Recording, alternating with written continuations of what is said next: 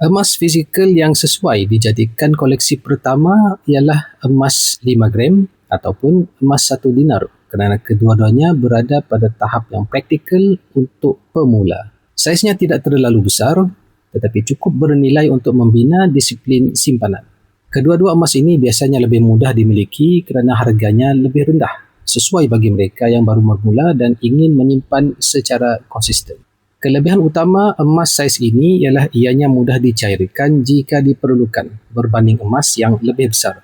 Selain itu, ia juga membantu pemilik membina tabiat menyimpan emas tanpa rasa terbeban.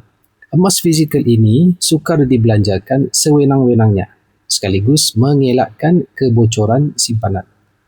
Dengan memiliki emas 5 gram ataupun 1 dinar sebagai permulaan, seseorang itu sebenarnya sedang membina asas kewangan yang lebih kukuh dan stabil untuk masa hadapan.